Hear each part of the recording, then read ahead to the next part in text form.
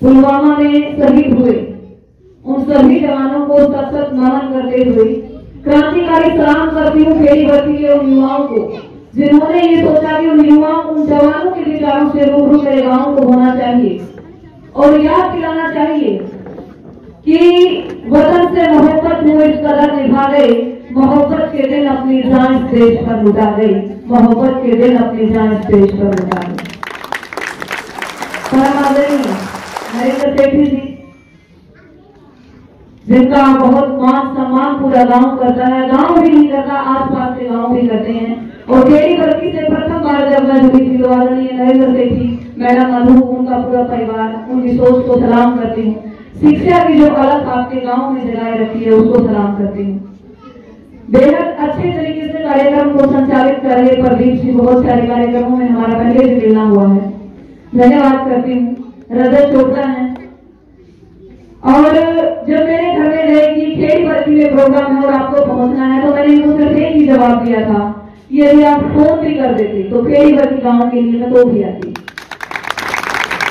और मैं कहूंगी कि अच्छा मैं हथियार दिए ना ऑर्डर दिए चलाने के, अच्छा मैं हथियार दिए ना ऑर्डर दिए चलाने के, रोज खबरों में सुनाता की तरह सही हुए फलाने के, रोज खबरों में सुनाने की तरह सही हुए फलाने की। उन वीरा किया साजत जब एक वीर इस देश से जावे, एक सैनिक इस देश से जावे तो एक सैनिक ही इस देश से नहीं जाता, जा रहे माँ बाप के अरमान गराया की सारी वो आशा। जब एक सैनिक सरहद पर खड़े हुए हैं तो उसका पूरा परिवार यूं सोचे कि कोई माधोर फोन आवेगा, किस टाइम माधोर फोन आवेगा और हमें पता चलेगा कि हमारा बाबू, हमारा भाई और हमारा बेटा ईद भी सलामत है। बहुत सारी भावनाएं पूरे देश की, एक सैनिक जब इस देश की खातिर लड़ा है तो जब पीछे में पूरे खातिर लड़ा, इस पूरे देश की 125 करोड़ देशवासियों की आशाओं की खातिर लड़ा है, उसकी उम्मीदों की खातिर लड़ा है, उनकी चैन की सांस की खातिर लड़ा है। पुलवामा आतंक की घटना जब होया उसके ऊपर लोगों ने मांग करी कि कोई ना कोई कमेटी बिठाओ और निर्णायक तौर पर इसका कोई ना कोई फैसला करो। और उस टाइम भी मैंने गया था कि जब फैसले कर रहे हो तो ढंग के कर रहे हो, कमेटियां बना डालो रे, फैसले कर रहे हैं तो ढंग के कर रहे हो, कमेटियां बना डालो रे। और पूरे देश और पूरी दुनिया एक एक दिन याद कर रहा है उन शहीदा ने ताकि बस राजनीति की टेम पर, चुनाव की टेम पर यहाँ हमारा देश कभी सच्चाई है मेरे देश की। जब इलेक्शन आएंगे तो उस टेम पर थोड़े नारे लागेंगे जवान और किसान, लेकिन हर दिन मेरे ख्याल से पुलवामा आतंक की घटना के जो हमारे शहीद हैं उनको सिर्फ 14 फरवरी को ही नहीं हमें हर दिन याद करना चाहिए और अपने बच्चों को खास तौर से बताना चाहिए। आज जो बच्चे हम बैठे हैं आपके गांव का और अपने देश का भविष्य है, उन बच्चों को ये बताना चाहिए कि एक एक पल यदि अपने सांस में लड़ा रहे हैं सुख की खुली हवा में तो इसके पीछे हमारे सैनिकों का हाथ है जो आज की सरहद के ऊपर बैठे हैं। राजनीति का चक्कर में हमें वो जाए गई और मैं हमेशा यह करूं कि एक सैनिक कदे मिट्टी में दफन नहीं होता, उस तिरंगे से प्यारा कदे कोई कफन नहीं होता। यूं तो हर कोई चला जावे है स्वागत कपड़े में लिपट के, पर यकीन मानिए देशभक्ति से प्यारा कदे कोई हमसफर नहीं होता, देशभक्ति से प्यारा कदे कोई हमसफर। और मैंने का जिक्र किया, नाना साहब पेशवा का जिक्र किया प्रदीप जी ने और बताया कि कोई भी बच्चा जो वीर शहीदों के नाम लिखवा दे, ये सच्चाई है। हम सिर्फ बच्चों को लिखवाते हैं। आज हमारे पहले ही सामाजिक की किताब में 6वीं क्लास में जब लगना शुरू होती है भारत एक धर्मनिरपेक्ष राज्य है, लेकिन हमारे देश में जब भी चुनाव आते हैं आपके गांव में जब कोई वोट मांगने आएगा तो वो जिक्र इतना ही करेगा ये फला धर्म है, ये फला जात है। उस जाति से उठ करके लड़ाई कभी सीमित नहीं होती। बहुत सारे बातें आई, कारगिल की लड़ाई सीमित थी, ये लड़ाई सीमित थी, वो लड़ाई सीमित थी। लड़ाई कभी भी सीमित नहीं होती। पूरे विश्व के किसी भी हिस्से में यदि वो अन्याय के खिलाफ लड़ाई है तो पूरे ब्रह्मांड की एक साझी लड़ाई है। लड़ाइयों को सीमित मत बनाओ।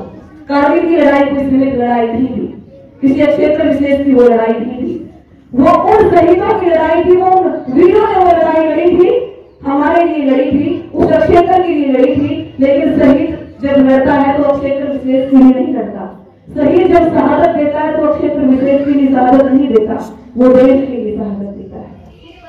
हमें बांधा जाता है भारत में, पाकिस्तान में, कभी भी देश के नेता लोग हमें एकता का पाठ नहीं पढ़ाएंगे। मैं किसी राजनीतिक पार्टी से ताल्लुक नहीं रखती, ना मैंने किसी भी क्षेत्र में जाकर के आज तक वोट मांगा है, और उम्मीद करूंगी कि मैं सिर्फ अपने विचारों की क्रांति के माध्यम से ही क्रांति ले जाऊं, न कि वोटिंग के इस क्षेत्र में आकर के मैं आप लोगों के बीच में आऊं। मैं हमेशा आप लोगों के बीच में आपकी बहन, बेटी या आपकी वो एक साथी बन करके आऊं जो मेरी पहचान इस क्षेत्र के अंदर है। और जब तक हम कोशिश करेंगे, मैं किसी घर में जाकर के वोट मांगूंगी, तब तक लोग मुझे यही कहेंगे समाज का क्षेत्र में इसीलिए आई थी कोई इलेक्शन लड़ना था। इलेक्शन से आगे पीछे भी बहुत सारी लड़ाइयां हैं। देश ने आजादी की लड़ाई लड़ी और देश की दिशा और दशा सिर्फ और सिर्फ आंदोलन ही परिवर्तन कर सकते हैं। किसी भी राजनीतिक पार्टी में इतना दम नहीं है कि वो देश की दशा और दिशा बदल दे। कितनी पार्टियां इस साल 1885 में कांग्रेस दल बना, दो गुट बन गए, गरम दल, देश को वहीं से तोड़ दिया। देश वहीं से टूटा और वहीं से एक समझौते के ऊपर भगत सिंह के विचार है। जब मैं एलएम जुलेजा की पुस्तक पढ़ रही थी कि भगत सिंह से युवा पीढ़ी क्या सीखे, सीखने की जरूरत है। भगत सिंह ने ये कहा था कि जब भी देश में आजादी की लड़ाई के लिए कोई ना कोई समझौता होगा, हमारे युवा साथियों को 3 चीजों में बांध दिया जाएगा। पहला होगा फैशन, दूसरा होगा गलेबाज और तीसरा होगा नशा। युवा इन चीजों की ओर जाएगा और देश का विनाश निश्चित है, और वही है फैशन, नशा और गलेबाज। ठीक है, समय के साथ बदलाव जरूरी है। हम यहाँ बैठे हैं, हमारे परिवार के अंदर जरूरी है, लेकिन मैं हमेशा यही कहती हूँ कि अपनी जड़ को मत भूलो, अपनी नींव को मत भूलो। और उस नींव के साथ जब हम आगे बढ़ते हैं तो देश आपको याद करता है, उन जवानों को याद करता है जो इस देश के लिए लड़े थे। मैं हमेशा कहती हूँ कि वो जवान मेरे देश का सब जिसका याद पड़े, कल 6 या 36 हो गए, जो हमें ढूंढता है बाहर पड़े, माता मांगे बेटा अपना, पति प्यारा मांगे है, और बालक पूछे बापू की, तो बापू पूछे वो इसका प्यारा है, रे उन बेचारा चाहे बदला एक के बदले 2 मारो, अजय आ गया बेटे बदला तो तम पूरी 100 मारो। अब याद है अपनी बात। तो हमारे देश की सेनाएं मैं कह सकती हूँ कि कमजोर नहीं है, मजबूत जरूर है। जिस तरह का संविधान इस देश के अंदर बनाया गया है, जब विपिन रावत जैसे सैनिक देश की हवा के अंदर गायब हो सकते हैं, तो इस देश में कुछ भी हो सकता है। सोचने समझने की जरूरत है और अपने बच्चों को सिखाने की जरूरत है कि हमारी लड़ाई किसी देश से नहीं है, हमारी लड़ाई चीन से, पाकिस्तान से या दूसरे देशों से नहीं है, हमारी लड़ाई विचारधारा की है। किसान आंदोलन के दौरान सिर्फ मैंने एक ही सीख सीखी। हमारे हरियाणा के अंदर जितने भी एमएलए एमपी थे, सिर्फ किसान मोर्चे ने आह्वान दिया कि इनका विरोध करना है, लेकिन हमने किसी एमएलए एमपी का विरोध नहीं किया, हमने एक विचारधारा का विरोध किया।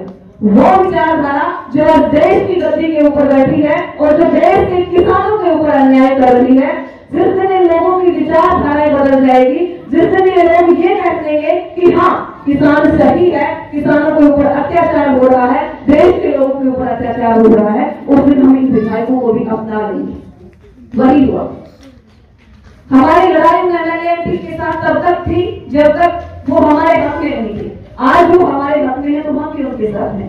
आपकी खेड़ी बच्ची में भी एक तो बार आना हुआ और एक विरोध चलते आंदोलन के दौरान आना हुआ, और जोगीराम सिहाग जी यहाँ आए थे, उनका विरोध करने के लिए आना हुआ।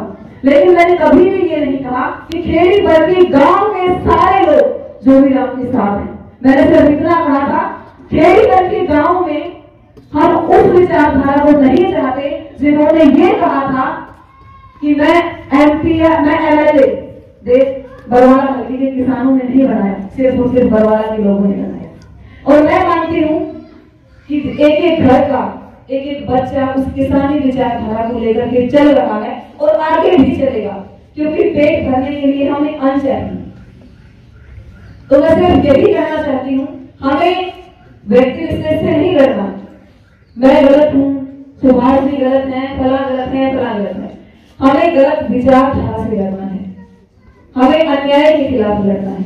और उम्मीद करती हूँ कि ये जो वैचारिक शक्ति आपके गांव से उठ रही है हर बार।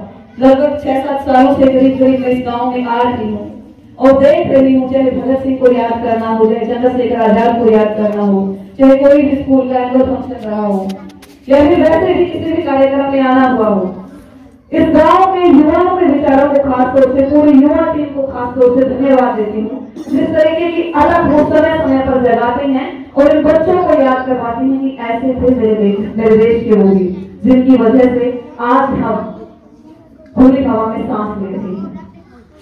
देश को आजादी की लड़ाई लड़ी उन वीरों ने, लेकिन आजाद बनाए रखना आपका और मेरा फर्ज है और इस फर्ज को उम्मीद करती हूँ कि आप लोग बखूबी निभाएंगे। आपके कार्यक्रम का समय का समापन मेरे ख्याल से 6:15 तक का था और अंत में सिर्फ 2 ही नारे उन शहीदों के नाम देना चाहूंगी। शहीद साथी अमर रहे, अमर रहे, अमर रहे। शहीद साथी अमर रहे, अमर रहे, अमर रहे। शहीदों तुम्हारी सोच पे पहरा देंगे ठोक के, शहीदों तुम्हारी सोच पे पहरा देंगे ठोक के। जय हिंद, जय।